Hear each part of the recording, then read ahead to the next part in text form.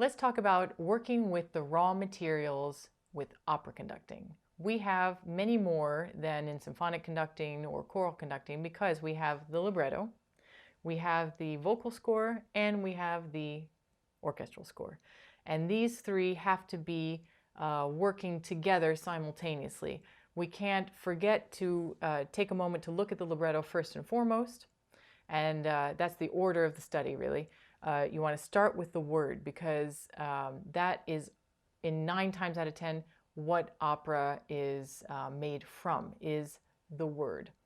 It's either a play or some libretto comes directly made, and then the composer will set the words to music. So we want to retrace the creative process and those creative steps. So we start with the libretto. Then we will go to the vocal score, and from the vocal score to the full score. Now, some conductors might say, why do you need to go to the vocal score? You just go directly to the full score.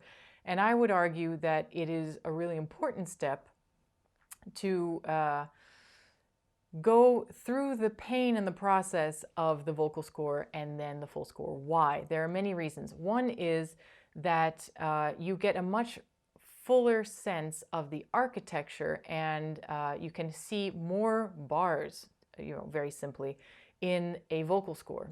So you have a reduction. This is like a black and white copy of the harmonic movement of the piece, and you can also see a greater schema per 2 pages of the bars of music and what's happening. So you can really focus on harmonic analysis, you can focus on architecture, you can focus on dramatic intent, you can write all of your notes. When you do the word-for-word translation, you can write all of your words in the vocal score. You can get that all muddy and really go to town on all of your personal thoughts and analysis in the vocal score. And then by the time you get to the full score, you will have already done that deep analysis work, and that you don't have to muddy your full score with all of that kind of behind the stage work that you have to do personally. So that when you come to the full score, first of all, the orchestration will pop out at you. That's the first thing. My goodness, how did that composer orchestrate this beautiful aria? And then see how the reduction plays to that. And then we'll talk about that in a moment. Different editions are, very simply different people proposing different solutions to playing the full score in reduced fashion at the piano. So you can compare and contrast versions and then make your own. So we'll talk about that in a little bit. But the idea is to have this triangle that you're always going and referencing constantly between the libretto, vocal, and full score. There's another aspect to consider with a vocal score, which is that they might have different measure numbers or letters. One edition might use letters instead of rehearsal numbers. You might have different cuts. Different editions don't really line up. Even if you have, for example, Bärenreiter in full and Bärenreiter in vocal, they might have little discrepancies. Even words might be different.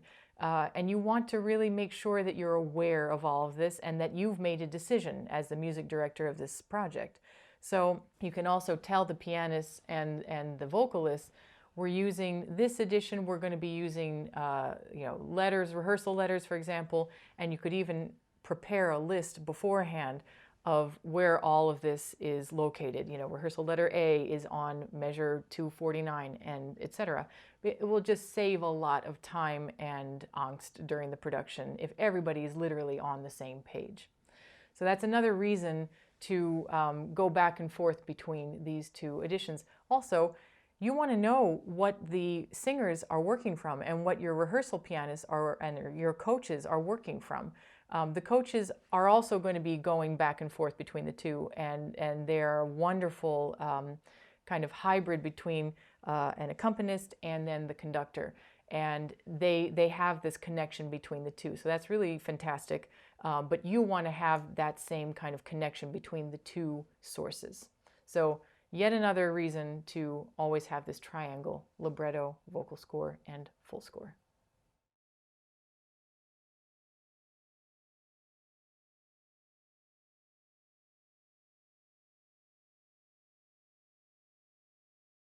Now let's talk about translations. There is a big difference between the general poetic translations and the word-for-word translation.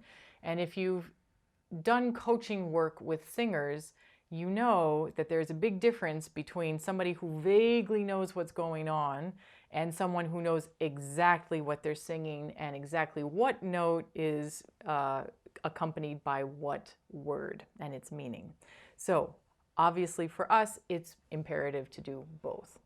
So you can access the romantic, general poetic translations, but we also have to do word for word. Now, I just wanted to compare two versions of an Italian text. This is taken from Don Giovanni, and this is the scene when Donna discovers her father's body and Don Ottavio is with her.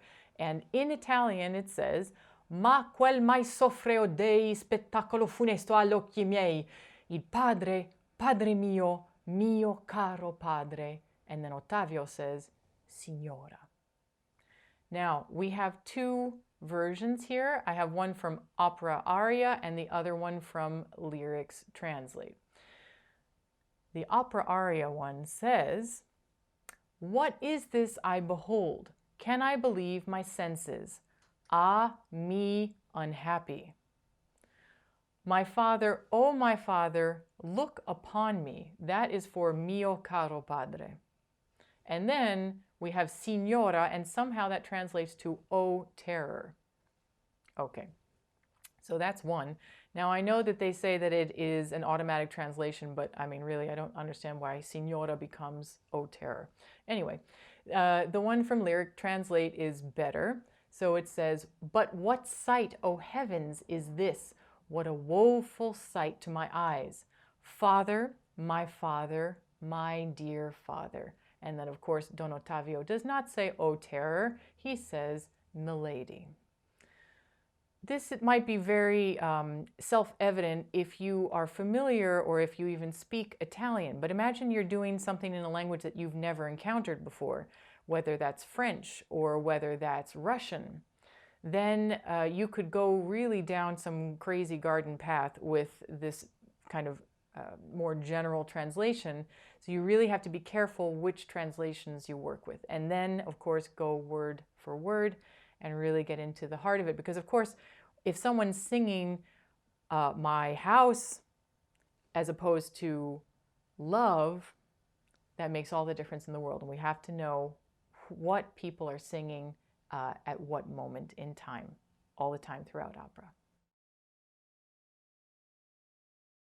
Let's talk now about the different types of vocal scores. So you always want to look at the editor, and then you want to try it out for yourself. Now, even if you're not a pianist, it will be very evident to you by comparing different editions what they might sound like, and there are real discrepancies. So as an exercise, I have taken just the opening bars of Don Giovanni Overture, and we're going to be comparing two editions of the vocal score. One is the Bärenreiter, and the other one is the Schirmer/Kalmus.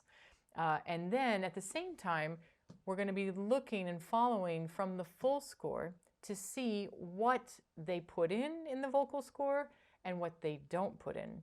And the idea is to compare, contrast, and then eventually make your own version of it so that you can put in what you think is important. And this is what all the best coaches do, actually, is that they tailor-make their own version of the piano reduction. So let's talk about that. Let's get into it now. Let's listen to the Bärenreiter first.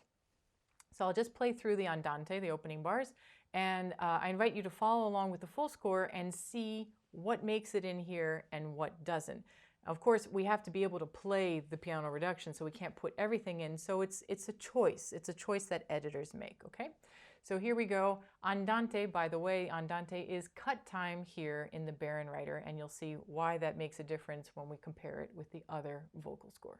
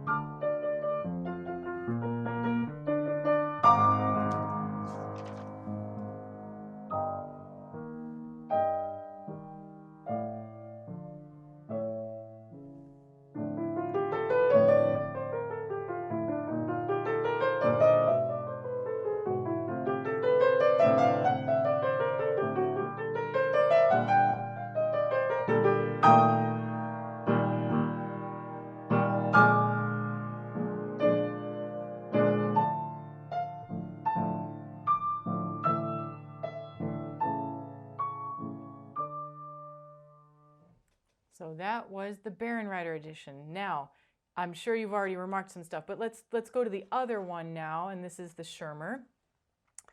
Let's see right from the beginning what differences there are. By the way, 4/4 time, not cut time in the Schirmer.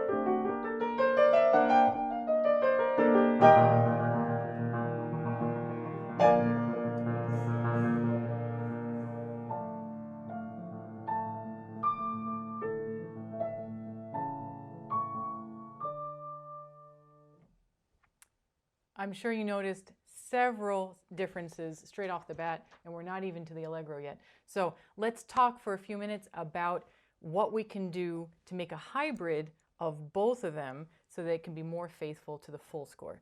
So we go back to the Bärenreiter, and we have without a tremolo. The tremolo in the timpani is really important. We don't have that. We just have chords here. So okay, so that's something that's missing from the Bärenreiter. The Schirmer does have it. It has the tremolo. Great. However, on bar 2, the Bärenreiter does something that the Schirmer doesn't. The Schirmer takes off everybody after the first beat. But that's not what happens in the full score, and that is necessary. This is what Bärenreiter does faithfully. So it takes off the upper voices, but it keeps this low octave D for one beat longer, and that's what you need. So I'm going to be working from the Bärenreiter because I basically like it better, and I'm going to tweak it a little bit. So I'm going to add the tremolo in the left hand. So it will become, instead of this, it will be... And the same thing for bar 3 and 4. Okay, now we go to bar 5. We have something very strange here in the Bärenreiter, which is an F that shouldn't be there. There's another problem with bar 5, which is that normally the winds are holding with whole notes, right? So they're going... But they don't do that in the Bärenreiter. We leave that immediately. Okay, we have a better version of the winds in the Schirmer because they're whole notes. But of course, this pulsating rhythm is confined to the left hand, whereas in the Bärenreiter, we have both the left and the right hand pulsating.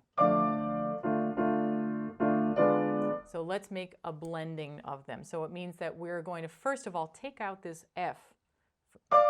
There is no F here, so just clean octave D. And then with the pedal, you can hold that for the full measure because the harmony doesn't change in the measure. So you're holding it down and then you're coming back. Same thing with the second bar of this phrase. And we're going to not do this F and D, we're going to do octave Ds. So we have the faithful wind octaves, which the Schirmer does. So we're going to do, instead of this, we're going to do this. Same thing. And we can add again in measure 8 in the Bärenreiter. We have the lower octaves as the brass comes in. Now we can also add the tremolo and the timpani on measure 9. We add a low D and we do a tremolo.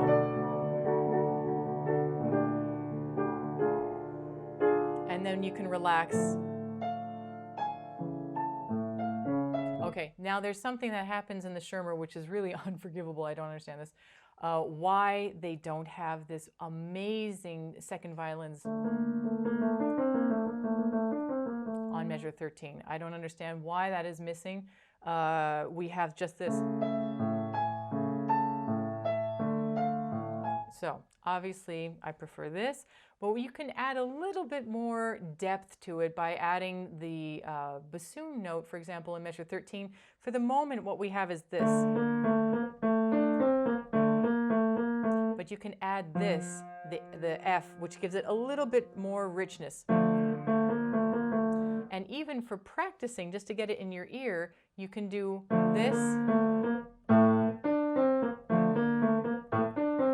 It's not comfortable if you have to do it as a coach and a repetitor, but it does help you to understand how rich this tapestry is, starting at measure 13. So, and then same thing here when it changes. Okay, so that's something you can add. At measure 15, we also have a little thinning of the upper voices, which I'm not quite sure why. In the Bärenreiter, we have only octave Ds for once. But we could very well add the A, which is missing. And it's just a little bit fuller, and it's more faithful to what the full score is doing. So we don't have that either here in this Schirmer, just to compare. It's funny because this resolves, it stays on the D. Whereas here, we go up to the G. So that's something you also want to look, compare, contrast, etc. On measure 18, well, let's go to 17 first, because on measure 17 in the Bärenreiter, we have only single notes here in the left hand and octaves here in the right hand. So it sounds like this. And that's really thin. If you compare this, we actually have the octaves in the left hand, which is great in the Schirmer. So we have,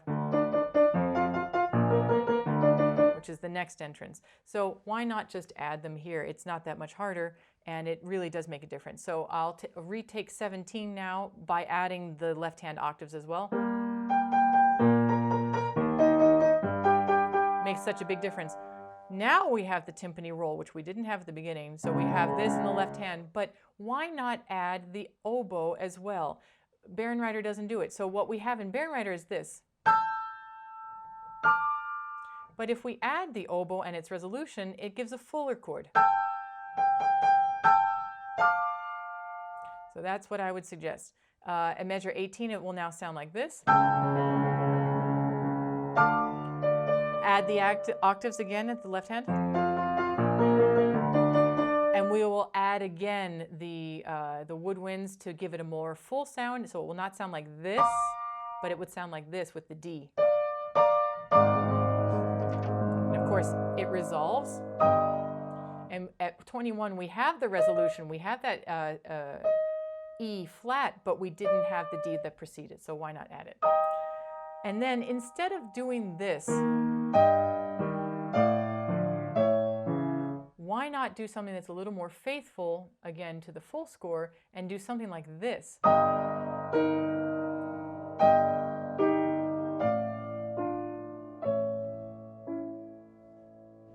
Then I think everybody is agreed with this. However, it depends on where you're situating the left hand. In the Bärenreiter on bar 23, we have this. However, in the corresponding measure in the Schirmer, we have this. So you have to make a choice again. Where do you want to emphasize? I like the bass. I think it's more rich, and of course we have to make a choice where to put in the basses and where not to, because it's too spread out and we can't play everything at the same time. But I do like this. So that's all right. Let's skip ahead to the last part, which is bar 27. Again, we have this, which is rather thin in the Bärenreiter. And then we don't have a full rendition of the brass entrance. And then it resolves like this, which I think is a little poor. So what we can do is add some tremolos and a bottom octave on bar 27, so it would be like this. And the same thing you could do. What I did also was add an F, which is actually oboe 2 at bar 28. So instead of having this, we have this. Okay? And then I would like to resolve these D octaves, right? I mean, that just makes sense, to A. And then you could also get the bass as well. So it would sound something like this. And then